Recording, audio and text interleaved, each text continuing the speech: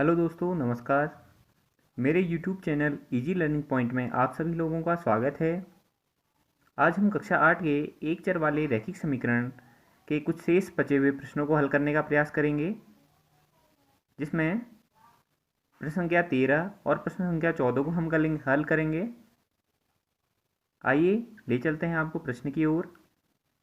प्रश्न संख्या 13, एक परिमेय संख्या को 5/2 से गुणा कर 2/3 जोड़ने पर ऋण 7/12 प्राप्त होता है, वह संख्या क्या है। देखिए, प्रश्न को समझेंगे बहुत आसान तरीके से। एक परिमेय संख्या है कोई भी, उसे 5/2 से गुणा करना है और उसमें 2/3 जोड़ना है, तो हमें जो रिजल्ट मिल रहा है, जो हमें आंसर मिल रहा है, वो -7/12 मिल रहा है। तो हमसे पूछा गया है कि वह परिमेय संख्या ज्ञात कीजिए। तो सर्वप्रथम हम देख लेते हैं उस परिमेय संख्या को, कुछ मान लेते हैं। माना वह परिमेय संख्या बराबर x। तो परिमेय संख्या हमने x मान ली। तो कह रहा है कि परिमेय संख्या को 5/2 से गुणा कर। अब प्रश्नानुसार इस परिमेय संख्या को 5/2 से गुणा करना है। इस परिमेय संख्या x जो हमने मानी है, इसको 5/2 से गुणा कर 2/3 जोड़ने पर, अब जो गुणा करने के बाद आया उसमें 2/3 जोड़ने पर जो हमें आंसर प्राप्त होता है, जोड़ने पर -7/12 प्राप्त होता है। जो रिजल्ट प्राप्त हो रहा है -7/12। तो हम इसको हल करेंगे। तो देखिए, 5 गुणा x 5x/2 धन जो पीछे से 2/3 जोड़ना है 2/3 बराबर -7/12। अब देखिए, चरों को एक तरफ, अचरों को एक तरफ। इसमें देखिए ये x चर है, इसको इस साइड रहने दीजिए। ये 2/3 अचर है, इसको दूसरी ओर ले चले क्योंकि ये भी अचर है। तो 5x/2 बराबर ऋण 7/12 अपनी जगह में है। धन का 2/3 जब यहाँ आएगा तो ऋण का 2/3। तो क्या हो जाएगा, 5x/2 बराबर, अब 12 और हर दोनों के हर अलग अलग हैं तो हम लॉसर ले लेंगे। अब लॉसर लेते वक्त 3 और 12 का लॉसर कैसे लेते हैं, 12 और 3। सबसे छोटी संख्या 2 से, 2 6 12, 3 में जाता नहीं है, 3 वैसे उतर जाएगा। फिर 2 से, 2 3 6, 3 में जाता नहीं है, 3 वैसे उतर जाएगा। अब 3 का देंगे, 3 एकम 3, 3 एकम 3।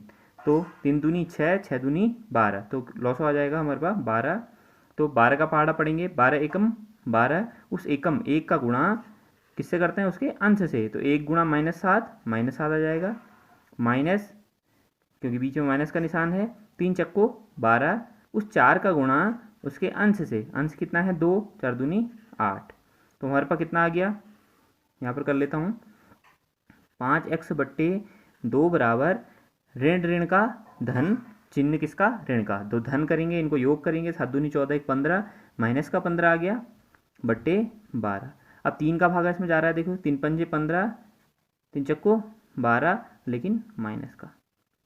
अब देखिए, हम यहाँ पर क्या कर सकते हैं, 5 इस साइड भी है, 5 इस साइड भी, या तो इससे इसको काट लो, यहाँ पर -1 हो जाएगा। या फिर क्या कर सकते हैं, इसका बज गुणन कर लेते हैं। बज गुणन कैसे करेंगे, 5x/2 बराबर, यहाँ पर आया -5/4। तो बज गुण, इसका गुणा इससे, इसका गुणा इससे। तो 5x से गुणा 4, 5 चक्को 20 और पीछे से x, तो 20x हो गया है बराबर 5 दूनी 10, लेकिन ये माइनस का 5 है तो -10। तो अब x बराबर निकालेंगे तो -10/20। अब इसे 2 इससे काट लेते हैं, 10 एकम 10, -1, 10 दूनी 20। तो x बराबर कितना आ गया, -1/2। तो वो परिमेय संख्या कितनी है, -1/2। तो हम लिख सकते हैं, अतः वह परिमेय संख्या -1/2 होगी। अगला प्रश्न है, लक्ष्मी एक बैंक में खजांची है। उसके बाद नकदी के रूप में 100 रुपये, 50 रुपये व 10 रुपये के वाले नोट हैं। उनकी संख्याओं में क्रमशः 2:3:5 का अनुपात है और उनका कुल मूल्य 4 लाख रुपये है। तो उसके पास प्रत्येक प्रकार के कितने नोट हैं। तो अब प्रश्न को इस प्रकार हल करेंगे। हम मान के चलते हैं कि 100 रुपये के नोटों को कुछ मान लेते हैं, 50 रुपये के कितने नोट हैं उसको कुछ मान लेते हैं, और 10 रुपये के उसके पास कितने नोट हैं उसको कुछ मान लेते हैं। अब किस हिसाब से मानेंगे, अनुपात हमें दे रखा है तो इस प्रकार के प्रश्न हमने कर रखे हैं। माना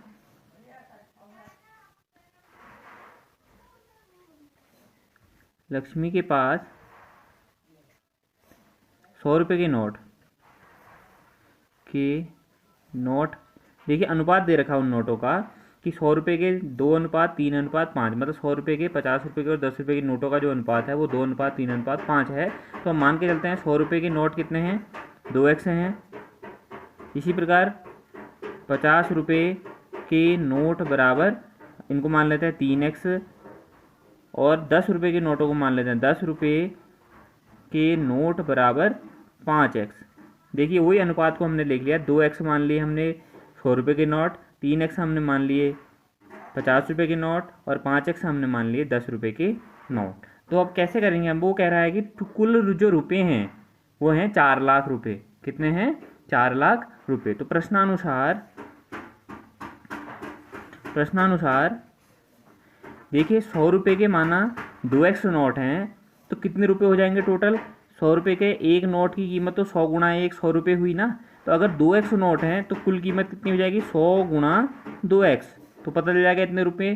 प्लस 50 रुपये के कितने नोट हैं, 3x नोट हैं, तो 50 रुपये गुणा 3x, उसके नोट का उसके मूल्य से गुणा कर दिया तो कुल रुपये आ गए। इसी प्रकार 10 रुपये के जो नोट हैं वो 5x है, एक नोट की कीमत 10 रुपया हुई, तो 5x नोटों की कीमत कितनी हो जाएगी, 10 गुणा 5x। तो जब हम इन सारे मूल्यों को गुणा करेंगे तो उसके पास कितने रुपए हैं टोटल, 4 लाख रुपए। तो अब इसको देख लीजिए, 100 गुणा 2 200x, 5 3 15, 1 0 ये है, तो 150x प्लस 10 पंजे 50, 50x बराबर 4 लाख। तो 100x 200x 150x और 50x ये जोड़ेंगे तो टोटल 400x आया। 400x बराबर 4 लाख। अब x बराबर 4000000 बट्टे 400, 2 जीरो से 2 जीरो कट गए, 4 का 4 एकम 4 0 0 0, कितना हो गया, x बराबर हमारे पास आ गया 1000, x बराबर 1000। तो अब हमने x जो माना था, देखिए 100 रुपये के नोट कितने माने थे, ऊपर 2x माने थे, तो 100 रुपये के नोट बराबर 2x माने थे। तो अब 2x माने थे तो हम क्या कर सकते हैं, 2 गुणा x का मान यहाँ से लिख सकते हैं, कितना, 1000। तो 100 रुपये के कितने नोट हो गए, 2000 नोट। इसी प्रकार 50 रुपये के नोट हमने कितने माने थे, देखिए 50 रुपये के नोट 3x माने हैं, तो 50 रुपये के नोट बराबर 3x। 3x का मतलब हुआ 3 गुणा x का मान कितना आया हमारे पास, 1000 आया, तो कितना हो गया, 3000 नोट। इसी प्रकार 10 रुपये के नोट बराबर 10 रुपये के 5x माने हैं, 5 गुणा x की जगह 1000, तो कितने हो गए, 5000 नोट। अब आप देख लेंगे जांच करने के लिए, 2000 नोट जो हैं वो 100 रुपये के हैं, तो 2000 का गुणा अगर 100 से कर दोगे तो कुल मूल्य पता चल जाएगा। इसी प्रकार 50 रुपये के नोट जो हैं वो हैं हमारे पास 3000, तो 3000 का गुणा 50 से करोगे तो यहाँ से हमका मूल्य पता चल जाएगा।